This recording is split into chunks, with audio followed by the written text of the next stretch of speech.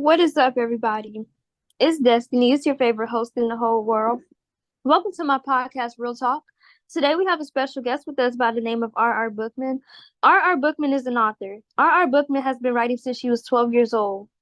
So today we have her with us on our show, and we're going to be talking about her series, Shallow Water Zone. And we're going to touch down on some topics about the book, and we're going to discuss it and introduce you guys to the book and to the author.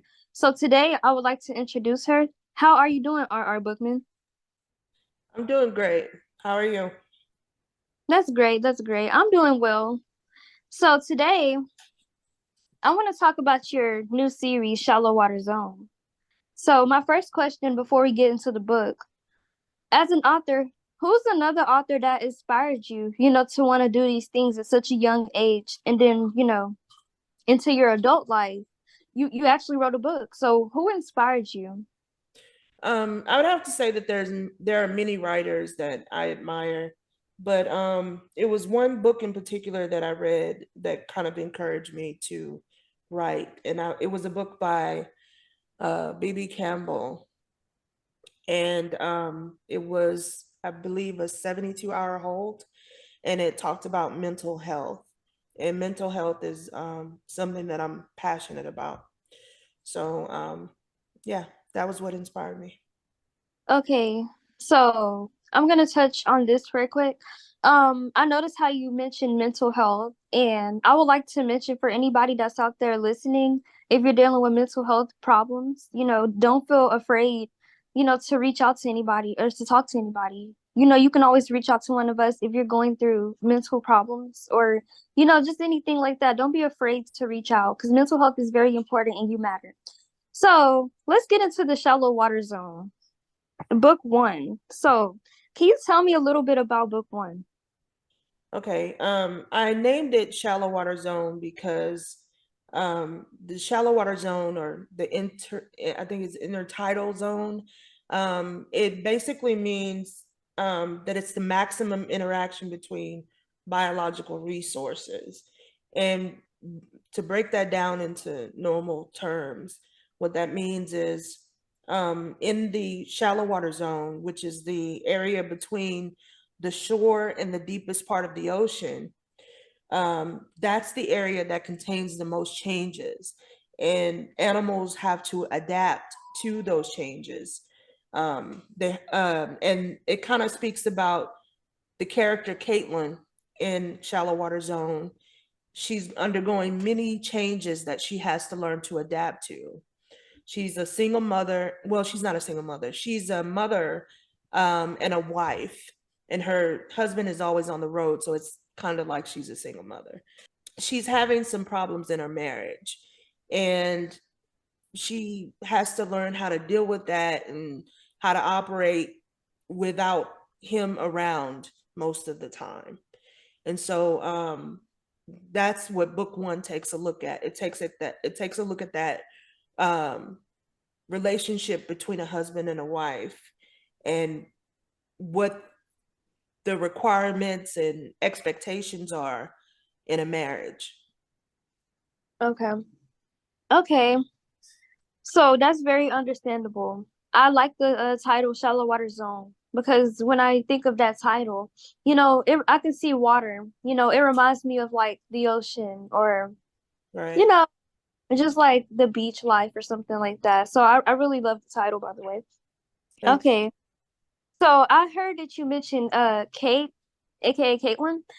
I kind of want to get to know about Kate just a little bit more. So, do you think you can relate to Kate in any kind of way? And if so, what kind of ways do you think you can maybe relate to her? Or do you guys share some of the same traits? We do.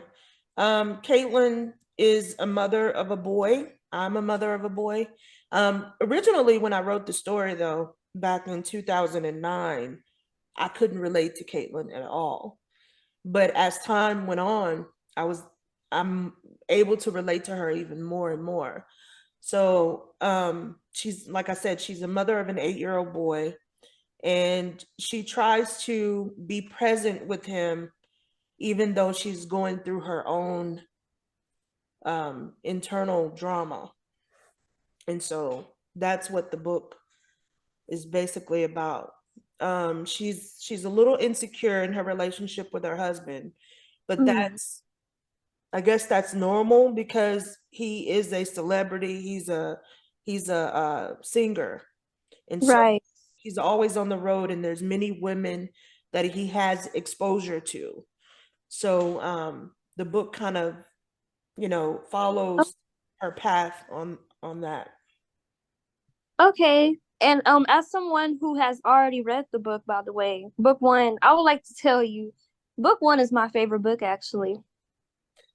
I know you've told me that, but I don't, it's not one of my favorites. To me, it's a little slow, but it's written to be that way because it gives you a chance to get to take a close look at the character Caitlin, and it gives you a close look at her husband and her parents and her son.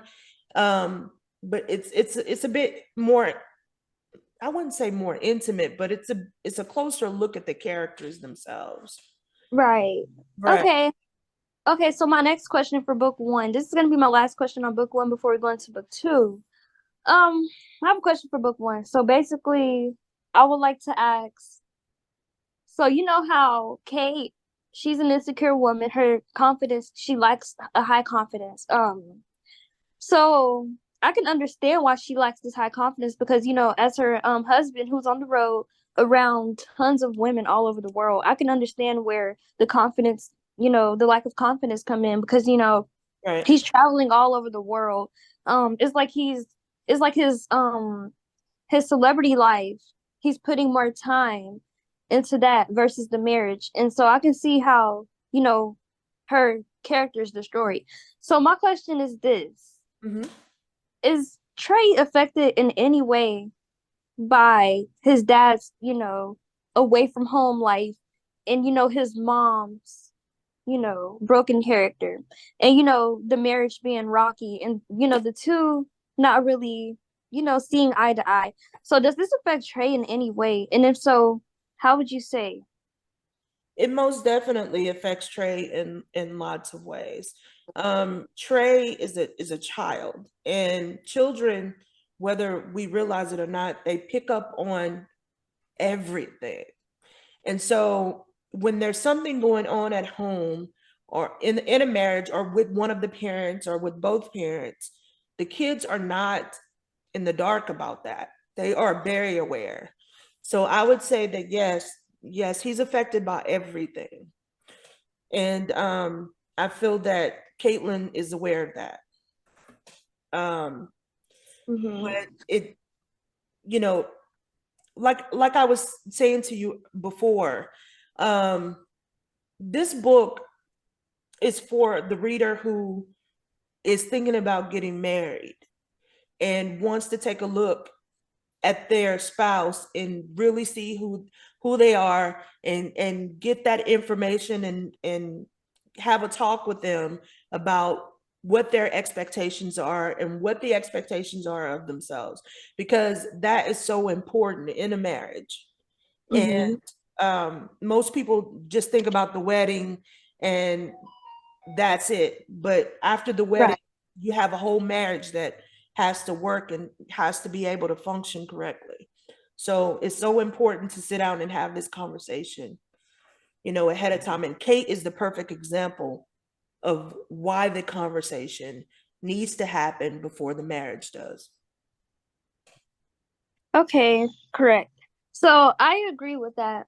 As someone who's a single person that has read the book, Hmm. it it most definitely has changed my look on marriage and make me want to take my time, when meeting a person Most because like definitely. you said, you never know who you're meeting or who you're dealing with.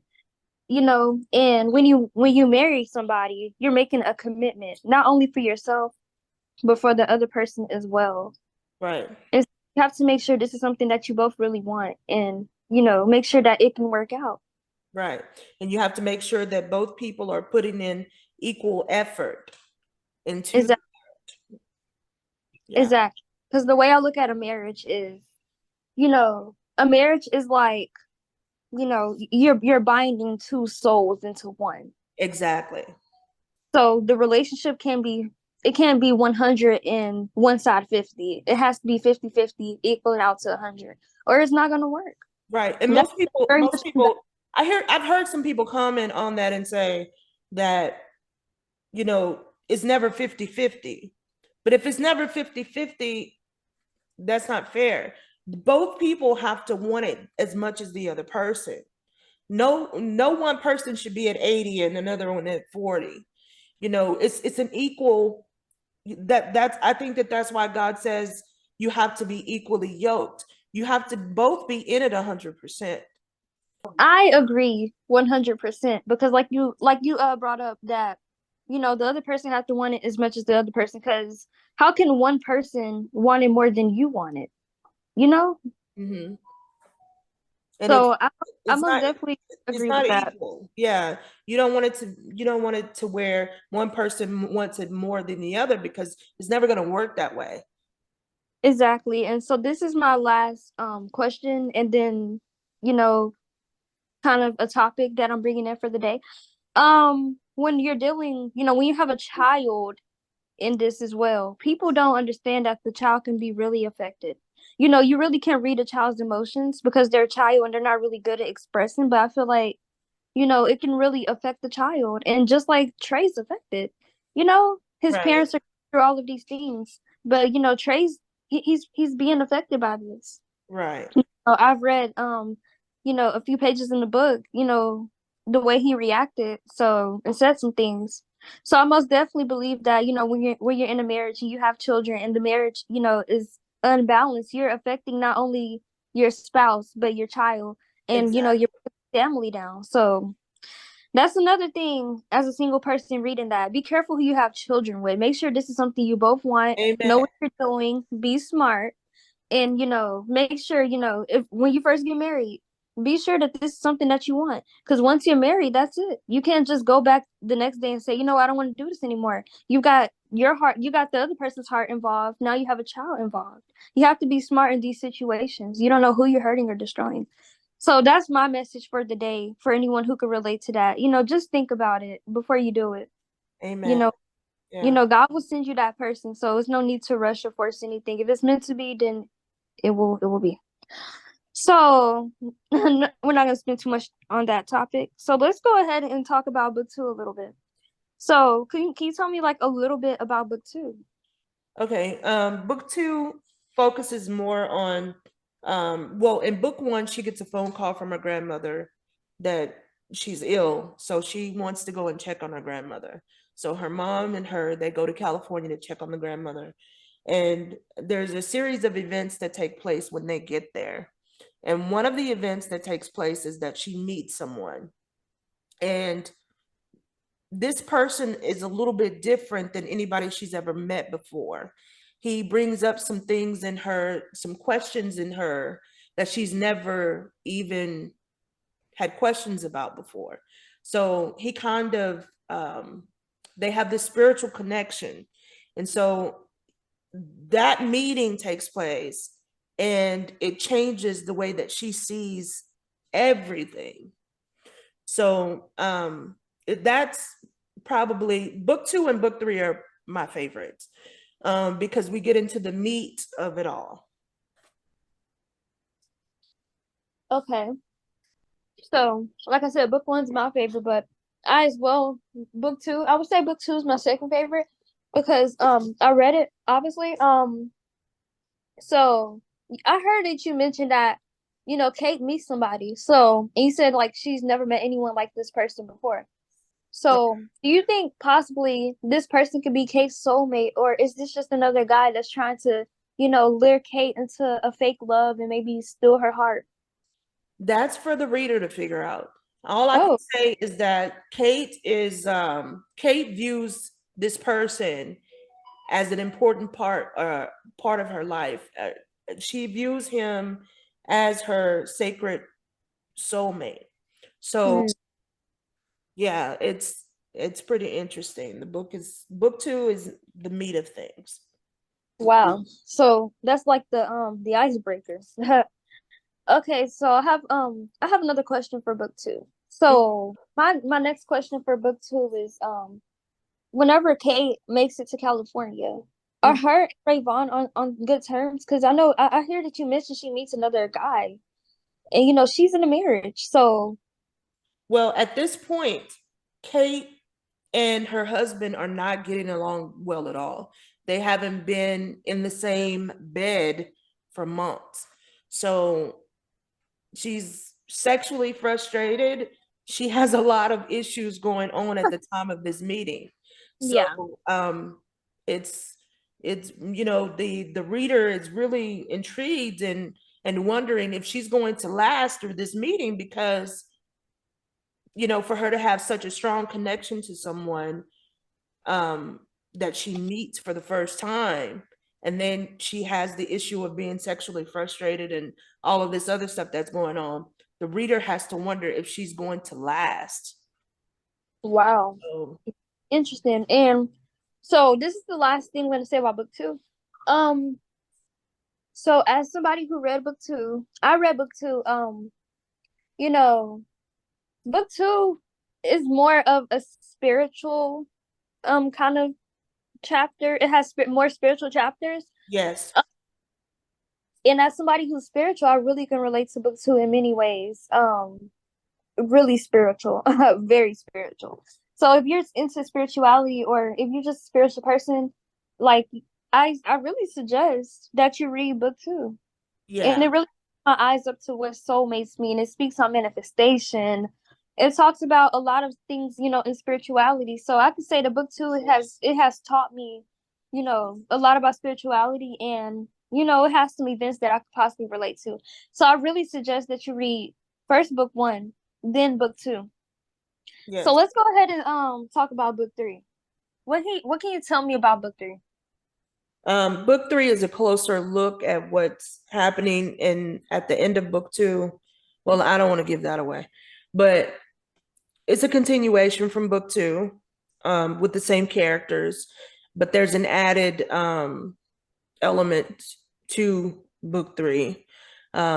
Book three gets really, really deep. I don't know what to share and what not to share, honestly. Okay. So I have questions about book three, if that's okay. I have a question. Sure. So, I read book three and there's this thing. Okay, so there's a situation that takes place in book three. So as everyone knows, Jay is Kate's cousin, one of her favorite cousins. They're really close. Right. So Jay has a situation and I just want to know, the thing that Jay did to her husband, do you think you can relate to that in any way, or could you see yourself doing the same thing she did, being in that situation? Well, I have to say that in my younger days, I've done some stupid things, but now I probably wouldn't go to the extent that Jay goes to. Jay really steps out there. She really goes far. I didn't go as far as Jay, but I was pretty close. Um, yeah, it's important to, and we talked about mental health earlier, but it's important to be mindful of the way that we react in situations because yeah, that situation gets a little out of hand. Yeah, and I would have to agree. That situation is it's just wow. There's no way you really could describe it, but wow. Well, Okay, the basis of it is that Jay is having some problems with her husband as well. right. And the way that she chooses to approach it is totally different from the way that Caitlin chooses to approach the problems in her marriage. But Jay is just that kind of character. She's actually one of my favorite characters.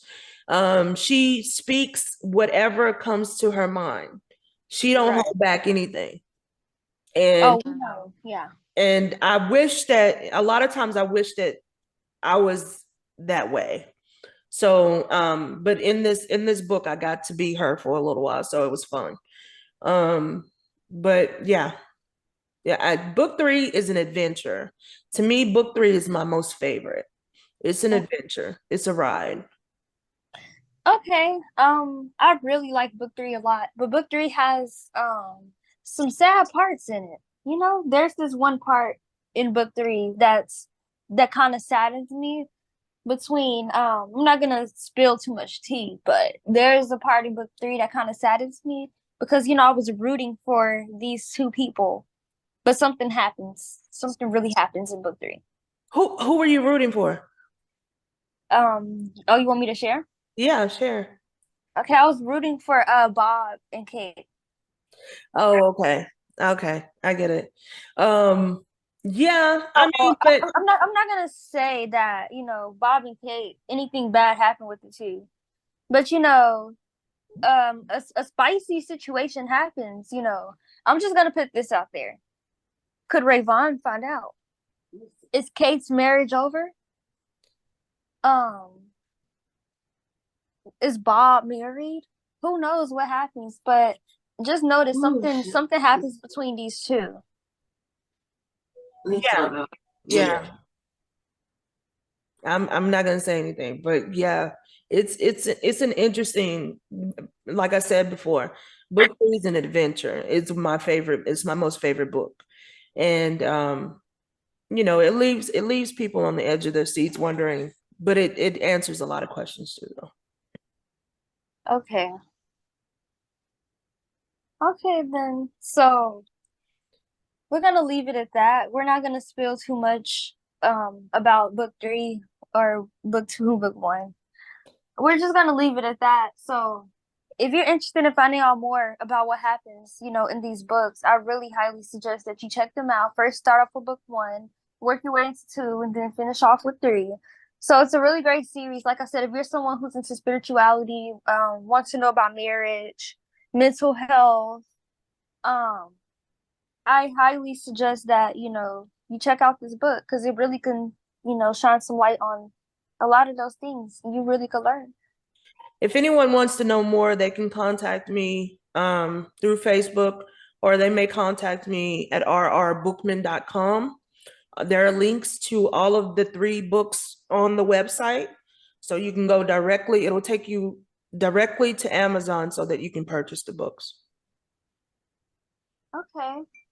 So you guys heard if anybody's interested in purchasing the books, finding out what happens, go ahead, click the links in her bio, and it will take you to the Amazon, and it will be right there. And once you purchase, make sure you send a message to her, let her know. And then yes, that will be that. So on my podcast in the upcoming weeks, once everybody has read the book, like if you read the book and you finish, make sure you message either her or me and let us know because we're gonna be doing giveaways. We're gonna be doing trivia questions and like little fun giveaways. So if you're interested in fun giveaways, winning cash prizes, winning money, gift cards, anything like that, Yeah, um, that's going to be pretty interesting because some of the questions that you come up with, I don't even know the answers to. yeah. So that's going to be fun. Okay, so thank you everybody for tuning in to the Real Talk podcast where we don't do nothing but talk real. Um, we're gonna be signing out. R. Bookman, thank you for being a guest on my show. We enjoyed you. And Thank you for having me. okay, so everyone have a good day.